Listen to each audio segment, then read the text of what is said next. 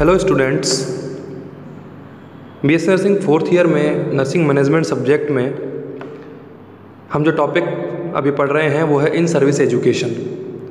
हमने last video में भी इन सर्विस एजुकेशन के बारे में पढ़ा था, जिसमें कि हमने इन सर्विस एजुकेशन होता क्या है, किस तरह से वर्क करता है, क्या प्रिंसिपल्स हैं, उन सभी के बारे में पढ़ा था। लास्ट वीडियो तक आप लोग ये समझ चुके होंगे कि इन सर्विस एजुकेशन का मतलब है कि जब एक एम्प्लॉई या कोई भी व्यक्ति जो कि किसी सर्विस में है और साथ ही साथ अपनी अपग्रेडेशन के लिए और फर्दर एजुकेशन के लिए जब काम करता है तो उसे इन सर्विस एजुकेशन कहते हैं। आज जो हम इन सर्विस एजुकेशन में टॉपिक पढ़ने वाले हैं वो है methods of in service education programme.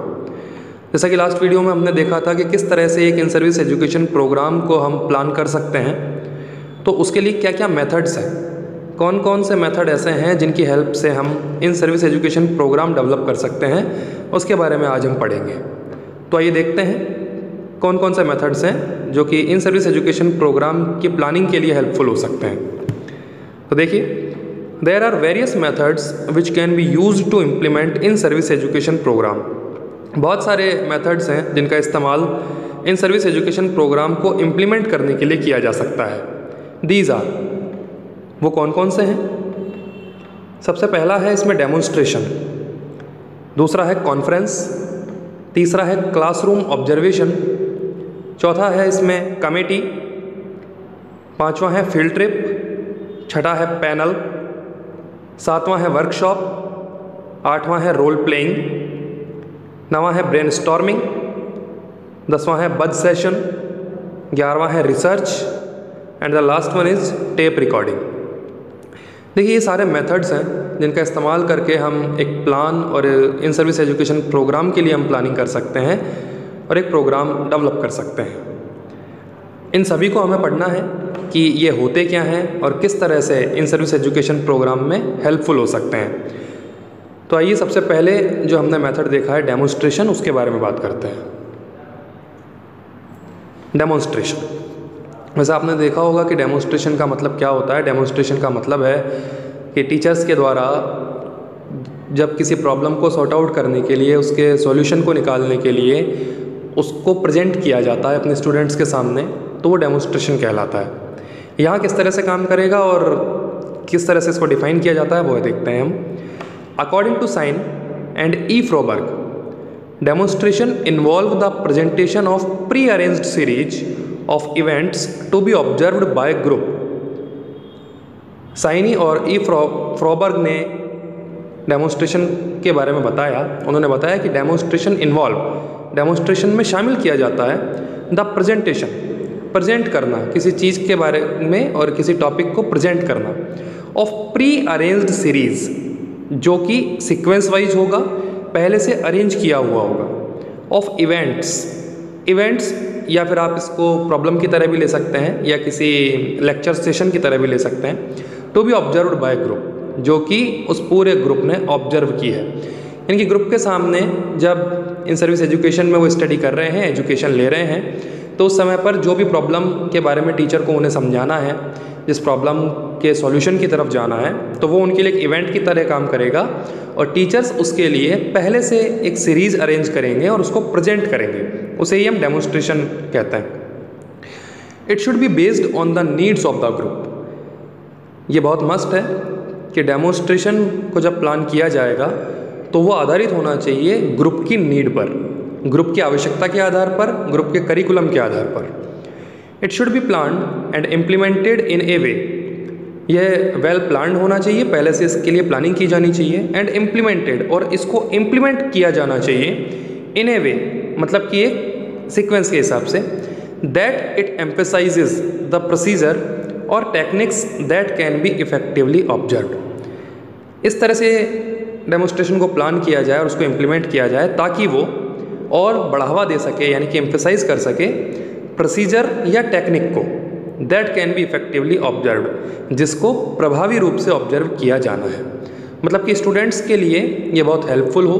Demonstration को तैयार करने से पहले ये देख लिया जाए कि वो वेल प्लान्ड हो और जिस प्रोसीजर या टेक्निक या जिस प्रॉब्लम के बारे में आपको डिस्कशन करना है वो फुली प्लान्ड होना चाहिए, सीक्वेंस वाइज होना चाहिए और और स्टूडेंट्स को समझ में आए, अंडरस्टैंडिंग कैपेबिलिटी उसमें होनी चाहिए। ये डेमोन्स्ट्रेशन कहलाता है और इस मेथड का इस्तेमाल हम इन सर्विस एजुकेशन में करते हैं। नेक्स्ट जो मेथड हमने देखा है वो है कॉन्फ्रेंस। कॉन्फ्रेंस क्या होती है ये देखते हैं। Conference can be organised as a part of in service education. In service education के पार्ट की तरह से कॉन्फ्रेंस को ऑर्गेनाइज किया जाता है। These need to be well structured. Conference जो होगी वो बिल्कुल वेल स्ट्रक्चर्ड होनी चाहिए, यानी कि उसके लिए भी पहले से एडवांस प्लानिंग होनी चाहिए। This arouses the interest and simulates the ideas. Conference में आपने देखा होगा, कॉन्फ्रेंस जब भी की जाती है तो कुछ पैनल के लोग होते हैं जो वेल एक्सपीरियंस्ड होते हैं, या उन्हें हम टीचर्स कह सकते हैं। वो मेनली वेल स्ट्रक्चर्ड एक प्लान अपना बनाते हैं और उसके बाद कॉन्फ्रेंस के तौर पर अपने लर्नर्स के सामने रखते हैं। तो mainly this arouses the interest and simulates the ideas. Conference में मेनली जो स्टूडेंट्स हैं, जो कि सीखने वाले लोग हैं, उनके अंदर इंटरेस्ट पैदा होना चाहिए और उनके आइडियाज़ को सिमुलेट किया जाना चाहिए, यानी कि और वो अपने अपने आइडियाज़ को इम्प्लीमेंट करने के लिए इंकरेजमेंट उनमें आए। Through conference latest information can be provided to the group. Conference के माध्यम से ग्रुप को आप लेटेस्ट इन्फॉर्मेशन प्रोवाइड करवा सकते हैं, विच can be beneficial for the members, जो कि ग्रुप मेंबर्स के लिए बहुत ज़्यादा बेनिफिशियल होगी। नेक्स्ट है क्लासरूम ऑब्जर्वेशन। मतलब कि टीचर के द्वारा क्लासरूम में अपने ग्रुप मेंबर्स को ऑब्जर्व किया जाए। इससे टीचर को भी हेल्प मिलती है और स्टूडेंट्स को भी हेल्प मिलती है। This is one of the useful device for creating an understanding of student behaviour. अपने स्टूडेंट्स के बारे में जिन्हें कि आप सिखाना चाहते हैं, आप उन्हें एजुकेट करना चाहते हैं, उनके व्यवहार के बारे में यदि आपको अच्छे से जानना है तो क्लासरूम ऑब्जर्वेशन बहुत ही अच्छा मेथड है। इट हेल्प्स द टीचर, यह टीचर की भी हेल्प करता है, and adopting new ideas for teaching to the group, ताकि आप ये समझ सको कि और कौन कौन से आइडियाज़, नए नए आइडियाज़ लाकर आप अपने स्टूडेंट्स को उस टॉपिक के बारे में, उस प्रॉब्लम के बारे में समझा सकें। क्योंकि जब क्लासरूम ऑब्जर्वेशन होगा तो आप स्टूडेंट्स के बिहेवियर को समझेंगे और हो सकता है जिस मेथड के द्वारा आप उन्हें समझाने की कोशिश कर रहे हैं वो उन्हें ठीक से इंटरेस्टिंग उनके लिए ना हो। तो क्लासरूम ऑब्जर्वेशन के थ्रू आप ये पता लगा सकते हैं कि क्या आपको कुछ नया या कुछ क्रिएटिव करने की आवश्यकता है। नेक्स्ट है इसमें committee. Committee is a small group of people engaged in an activity having specific objective. लोगों का एक छोटा सा समूह कमेटी कहलाता है, जो कि मेनली उसमें कमेटी में जितने भी मेंबर्स होंगे उन सभी का जो ऑब्जेक्टिव है वो एक स्पेसिफिक ऑब्जेक्टिव होगा, यानी कि एक सेम गोल के लिए वो काम करेंगे। Committee is associated with A group which has chosen A specific problem. Committee का जो संबंध है वो एक ऐसे ग्रुप से है जिनके पास एक सेम प्रॉब्लम है और उसके सॉल्यूशन की तरफ वो जाना चाहते हैं। To a small group to have solution, ताकि उस जो स्मॉल ग्रुप है वो उस सॉल्यूशन की तरफ जा सके, उसे हम कमेटी कहते हैं। यानी कि जैसे कि आपके स्टूडेंट्स हैं, उनको समझाने के लिए आप अपने टीचर्स की 2 या 3 या 4 टीचर्स की एक कमेटी बनाएं और उनका जो ऑब्जेक्टिव है वो किसी एक प्रॉब्लम के लिए है और वो अपने स्टूडेंट्स को समझाना चाहें, उसे हम कमेटी कहते हैं। नेक्स्ट आता है field trip. Field trip mainly हम कहेंगे कि जब आप अपने लर्नर्स को और टीचर्स को जब उस पर्टिकुलर एक प्लेस पर लेकर जाते हैं और वहीं उन्हें कहते हैं कि आप डायरेक्टली यहाँ पर प्रैक्टिकली उस प्रॉब्लम का सॉल्यूशन ढूंढिए, या आप नया प्रैक्टिकल के थ्रू आप नई नई चीज़ों के बारे में, नए नए आइडियाज़ के और नए नए फैक्ट्स के बारे में सीखिए, वो फील्ड ट्रिप कहलाती है। Field trips are the trips away from the institution. आप जिस इंस्टीट्यूशन में काम कर रहे हैं या जहाँ आप सीख रहे हैं उससे दूर फील्ड में जाना फील्ड ट्रिप कहलाता है। To have the personal to see ongoing operation in related to their area of interest और वर्क। मेनली यहाँ पर आप जो समस्या आपके सामने है, जो प्रॉब्लम का सॉल्यूशन आपको ढूंढना है, उसके लिए आप किसी अन्य स्थान पर जाते हैं जो कि आपके इंस्टीट्यूशन से थोड़ा दूर होगा, और मेनली वहाँ जाकर आपका जो इंटरेस्ट है और जो आपका वर्क है उसके बारे में आप ऑनगोइंग ऑपरेशन सीखते हैं। यानी कि उस जगह पर जाकर वही प्रॉब्लम आप ढूंढते हैं और उसका सॉल्यूशन भी आप वहीं ढूंढते हैं। इंस्टीट्यूशन में मेनली हम देखते हैं कि इंस्टीट्यूशन में हम लेक्चर डिस्कशन होते हैं हमारे, प्रैक्टिकल डिस्कशन के लिए फील्ड में जाना ही फील्ड ट्रिप कहलाता है। Panel discussions will help in updating the knowledge of the worker और ग्रुप।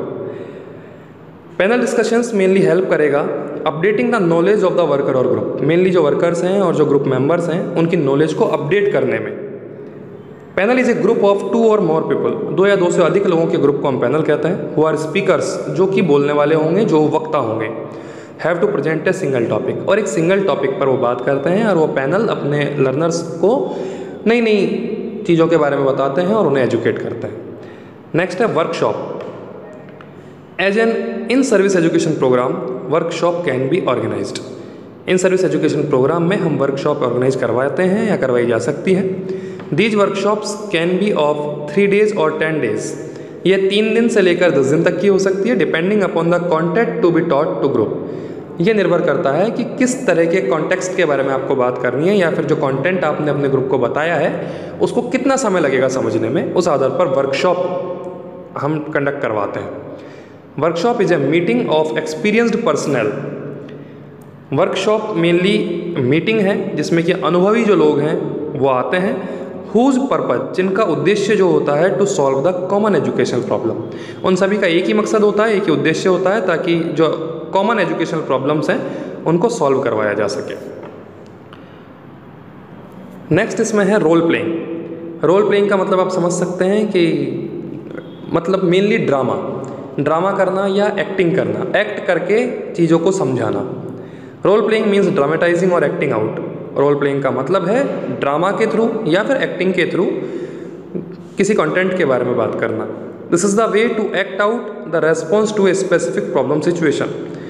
जब स्टूडेंट्स के सामने एक स्पेसिफिक प्रॉब्लम सिचुएशन आती है तो उसके रेस्पॉन्स के लिए किस तरह से आप उसको अंडरस्टैंड कर पाएंगे, किस तरह से आप उसको एक्सप्लेन करवाएंगे, उसको एक्टिंग के थ्रू बच्चों को समझाना, स्टूडेंट्स को समझाना या एम्प्लॉयज़ को समझाना रोल प्लेइंग कहलाता है। नेक्स्ट जो मेथड है वो है brainstorming. Brainstorming is to obtain the greatest number of suggestions. Mainly brainstorming को हम देख सकते हैं कि जब पूरा ग्रुप आपका साथ में है, ग्रुप मेंबर साथ में है, सब लोग अलग अलग तरीके के सजेशंस देते हैं, तो उनमें से किसी अच्छे सजेशन को फिल्टर करना ब्रेनस्टॉर्मिंग का प्रमुख उद्देश्य होता है। तो इसमें देखिए क्या लिखा है हमने कि brainstorming is to obtain the greatest number of suggestion.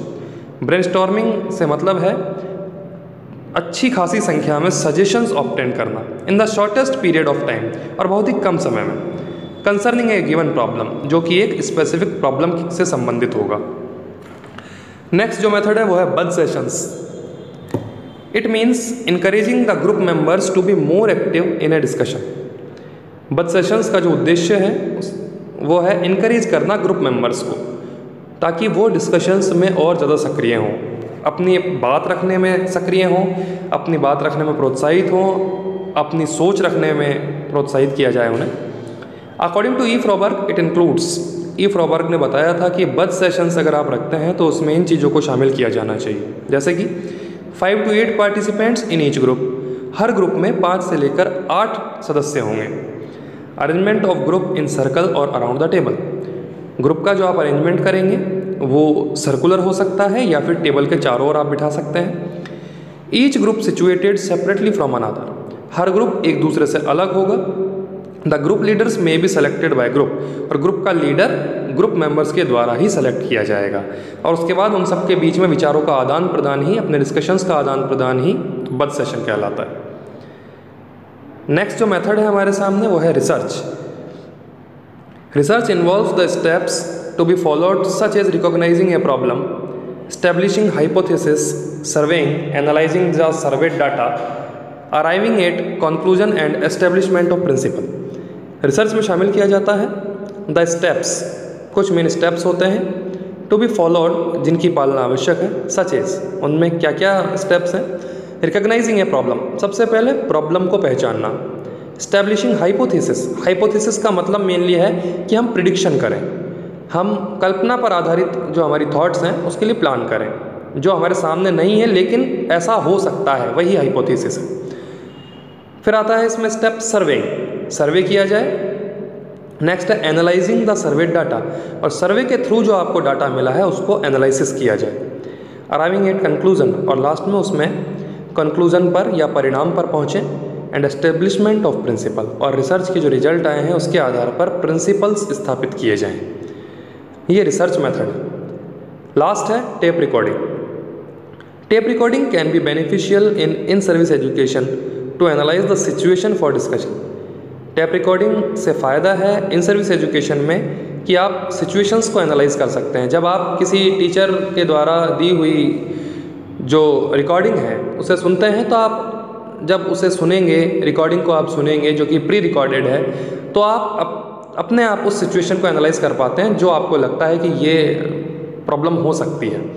And obtaining facts for ideas, और आइडियाज़ जो हैं उनके फैक्ट्स के बारे में भी आपको पता चलता है कि कितनी वास्तविकता है या कितनी सच्चाई है और किस तरह से आप उसको इम्प्लीमेंट कर सकते हैं।